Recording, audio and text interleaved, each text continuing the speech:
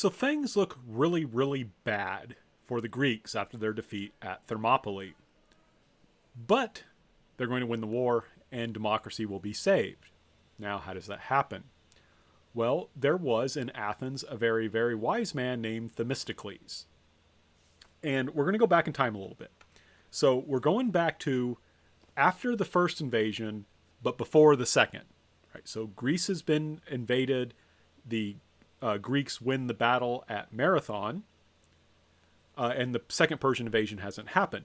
The Greeks are feeling pretty good. They're like, hey, yeah, we totally beat the Persians. I mean, it just took one battle and they left. I mean, yeah, we're in good shape. No need to worry about the Persians.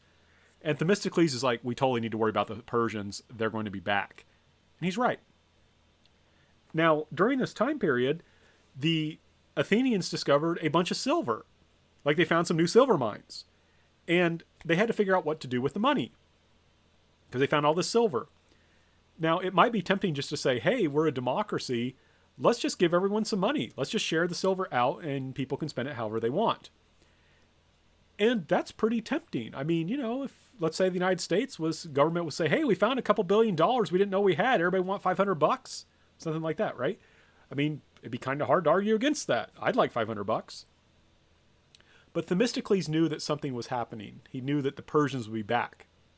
So what he's going to do is he's going to convince the Athenians, and this says much to Themistocles' command of rhetoric and his ability to make persuasive speeches, he's going to convince the Athenians to invest the silver in a fleet of trumi, this kind of ship here. Because he believes that with this kind of fleet, he can protect Athens from what will certainly be a second Persian invasion.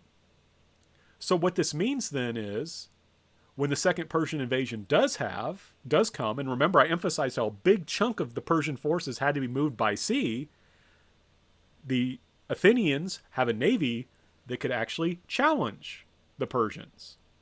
So that's very important. So what's going to happen is the Athenians are going to approach the Oracle of Delphi and say, what should we do? All right, what should we do? And usually the Oracle of Delphi is pretty cryptic. I don't think she's particularly cryptic here. The Oracle of Delphi's response to the Athenians was, why sit you, doomed one? Fly to the ends of the earth. All is ruin, for fire and headlong god of war shall bring you low. In other words, we're doomed, doomed, doomed. Just run away. Now here's the thing I love about the Greeks, or one of the many things to love about the Greeks. Their relationships with the gods and fate was complex. Because here's the thing.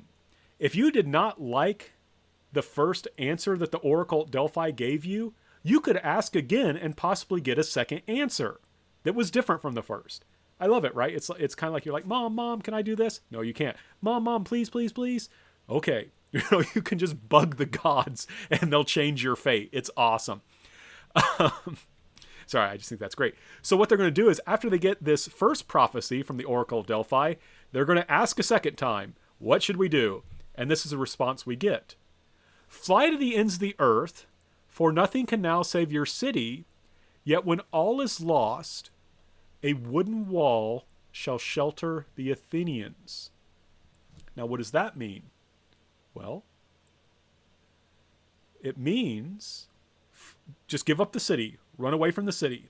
Let the Persians have the city. You can't save that. Their armies are too powerful. So just run away, let them burn Athens. But the wooden wall will protect you. Well, they can't mean a wooden literal wall on the ground because, Athens has stone walls and those can't stop the Persians. They mean the navy. The navy will save you, right? The navy is ultimately what is going to protect the Athenians. So what's going to happen is the Greeks, under the Athenians' lead, the Athenians will flee from the city of Athens. That makes the Persians overconfident. They think the Athenians will be really easy to beat, so they bring their navy around. And the Greeks, remember we talked about how the Greeks were willing to be really tricky in war? And this is one reason why. So the Greeks are like, okay, the Persians already trusted a Greek traitor and defeated us at the Battle of Thermopylae. Let's send a double agent. So a Greek soldier pretended to desert, pretended to flee to the Persians and surrender, and said, oh my gosh, we Greeks, we're all panicked, we're all scared. If you attack the Greek navy, you will totally defeat them. It's going to be really easy. I swear to Apollo, no problem. We're all scared. Easy to beat. I mean, didn't you see how we all just abandoned our city? And, Xerxes like, yeah, totally. We've got this. The Greeks are afraid. They're going to be really easy to beat. So what happens then is the Persian navy is going to attack the Greek navy, and the Greek navy will run away. And the Persian navy will chase them. Now, this is a common military tactic where you pretend to be afraid and run away, and then you turn around and fight the enemy. Now, you may ask, what's the advantage of doing that? Why would you pretend to run away and then turn around? Well, this is it. In this place called Salamis, well, this is the island, you can see that there is a gap, or a very narrow gap. The Persian navy was bigger than the Greek navy. Right? The Persian navy is bigger than the Greek navy, but the Greek ship by ship is better. So you can think about it this way. The Greeks have fewer ships, but they're better ships. The Persians have more ships, but they're not as good. So the Persians want to fight in an area like here where they can surround the Greek navy. Then they can use their greater numbers. But in an area like this, it's similar to the phalanx, the inferior Persian forces, Persian navy, Persian ships, cannot use their numbers advantage because there's no place to maneuver. So by running away and tricking the Persians enter this gap, and the Greeks can turn around and attack them and destroy them. Now, what does this mean? Well, the Persian navy suffers huge losses, and the Persian navy is necessary in order to reinforce the Persian army and to bring them supplies and to support them. And now the Persian navy is so weak it can't do that job. That means that the Persian army has to be withdrawn because it can't be supported anymore. So even though the Persian forces are not defeated on land here, this great naval battle forces the Persians to withdraw, meaning Greece is now saved. And I have to stress again, this is huge historically, because if the Greeks would have lost, we would not take democracy seriously. Everybody would be like, yeah, those Greeks, they experimented with this thing called democracy. I mean, it didn't work. They got conquered by the Persians. But that's not what happened.